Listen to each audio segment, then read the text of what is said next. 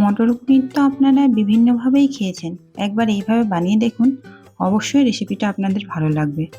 নিরামিষ দিনে যখন মটর পনির খেতে ইচ্ছে যাবে তখন এইভাবে অবশ্যই বানিয়ে দেখতে পারেন। নমস্কার বন্ধুরা, আমি মোনালিসা, মোনালিসাস কিচেনে আপনাদের সবাইকে স্বাগত জানাই।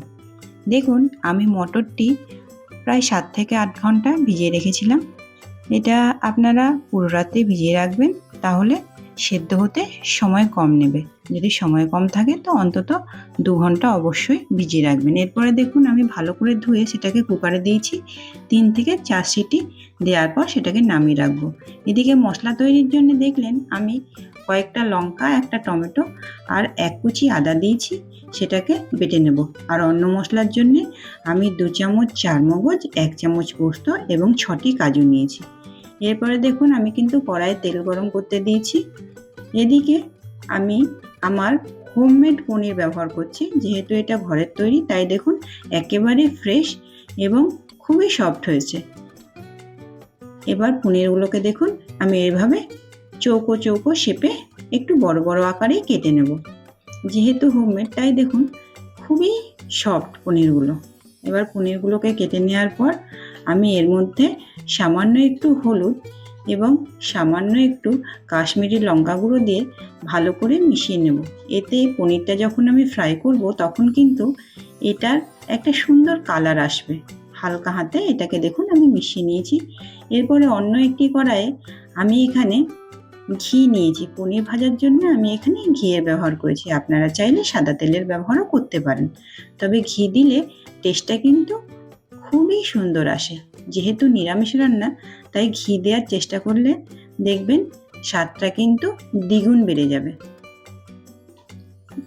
এটাকে আমি খুব বেশি জোরে জোরে নাড়বো না, এটাকে খুব হালকা হাতে আমি সামান্য 3 থেকে 4 মিনিট একটু কড়াইয়ে নাড়চাড় করে নেব।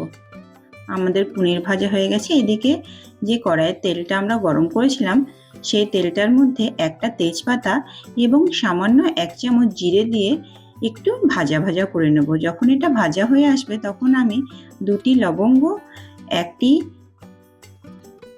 এলাচ এবং 1 টুকরো দারচিনি দিয়ে এটাকে একটু ভালো করে ভেজে নেব, যতক্ষণ না বেশ সুন্দর মিষ্টি একটা গন্ধ উঠে আসে গরম মশলার। তারপরে দেখুন এর মধ্যে আমি দিয়ে দেব 1 চামচ হলুদ। হলুদটা দেওয়ার কারণ হচ্ছে তেলে যদি হলুদ দেন তাহলে কালারটাও ভালো আসে এবং মশলাটা কিন্তু চারিদিকে ছড়িয়ে যায় না, তাই তেলে হলুদ দিলে ভালো হয়। এরপর দেখুন হলুদের পর আমি দিয়েছিলাম বেটে রাখা আদা, লঙ্কা বাটা আর গ্রাইন্ড করা সেই টমেটোটা।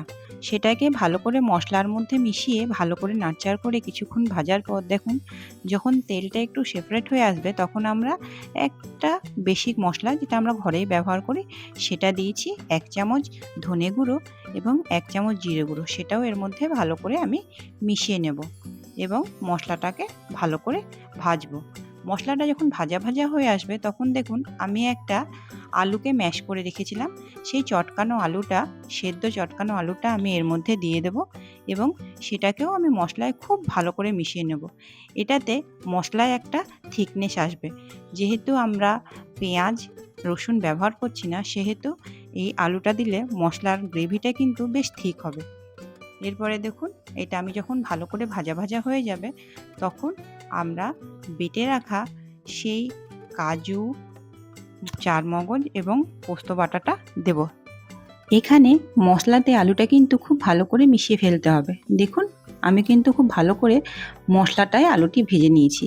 এরপরে আমি এখানে 1 চামচ কাশ্মীরি লঙ্কা গুঁড়ো দিয়েছি। কাশ্মীরি লঙ্কা গুঁড়ো দিলেও কিন্তু রান্নায় বেশ ভালো একটা কালার আসে। এটাকেও আমি খুব ভালো করে এখানে দেখুন মিশিয়ে নিচ্ছি। মিশিয়ে নিতে নিতে আমাদের মশলাটা এবং আলুটা বেশ সুন্দর দেখুন ভাজা হয়ে এসছে। এই সময় আমরা 1 চামচ কসুরি মেথি ক্রাশ করে এর মধ্যে দিয়ে দেব এবং এটাকেও খুব ভালো করে এর সঙ্গে মিশিয়ে ভেজে নেব। মশলাটি দেখুন কি সুন্দর ভাজা হয়েছে। এ থেকে একটা দেখবেন খুব সুন্দর একটা ভাজা মশলার গন্ধ উঠছে। ঠিক এই সময় ভাজা হয়ে যাওয়ায় আমরা এবার সেই পোস্ত, চারমগজ এবং কাজু বাটাটা এর মধ্যে দেখুন দিয়ে এটাকেও খুব ভালো করে মশলার সঙ্গে মিশিয়ে ফেলবো। এটিকেও আমাদের খুব ভালো করে কষিয়ে নিতে হবে।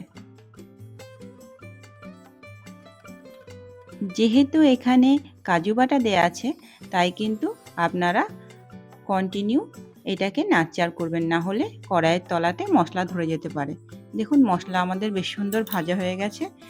মশলা ভাজা হয়ে গেলে আমরা এই সময় একটু নুনের ব্যবহার করব।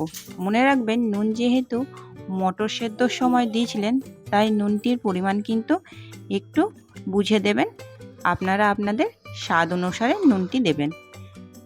এরপরে দেখুন মশলার মধ্যে যখন মশলাটি ভালো করে কষানো হয়ে গেছে, তখন আমরা সিদ্ধ করে রাখা সেই মটরটি এর মধ্যে মিশিয়ে দেব।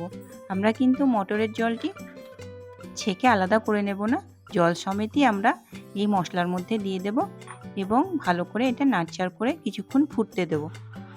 এভাবে দেখুন ভালো করে মিশিয়ে নেবেন এবং নাড়চাড় করে ফুটতে দেবেন। দেখুন কি সুন্দর ঝোলটি ফুটে এসছে।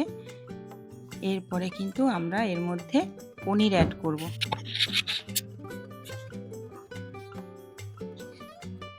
দেখুন আমরা পনিরটা অ্যাড করে দিচ্ছি। খুব হালকা হাতে পনিরগুলো এর মধ্যে মিশিয়ে দিন এবং পনির যেহেতু ঘিয়ে ভেজেছিলাম, সেই কড়াইয়ের ঘিটাও কিন্তু এর মধ্যে আমরা দিয়ে দেব। আমরা ওপর থেকে আর ঘি ব্যবহার করব না। এতে দেখবেন তরকারিটার টেস্ট খুব সুন্দর হবে। ভিডিওটি যদি ভালো লেগে থাকে, ইউটিউব থেকে দেখা দর্শক বন্ধুরা অবশ্যই লাইক, শেয়ার, সাবস্ক্রাইব করবেন এবং বেল আইকনটি প্রেস করবেন। আপনাদের একটি লাইক আমাকে মোটিভেট করে এরকম নিত্য নতুন ভিডিও আপনাদের সামনে উপস্থাপন করতে। আর ফেসবুক থেকে দেখা বন্ধুরা অবশ্যই জানাতে ভুলবেন না রেসিপিটি আপনাদের কেমন লেগেছে। নিত্য নতুন খাবারের রেসিপি দেখতে অবশ্যই আমার প্রোফাইলটিতে চোখ রাখুন, ফলো করুন মোনালিসাকে। আবার দেখা হচ্ছে আরেকটি নতুন রেসিপির সঙ্গে। ততক্ষণ ভালো থাকুন, সুস্থ থাকুন। ভিডিওটি পুরো দেখার জন্য ধন্যবাদ। দেখুন রেসিপিটি কি সুন্দর হয়েছে, একবার অবশ্যই বানিয়ে দেখতে পারেন। খেতে কিন্তু খুবই মজার হয়।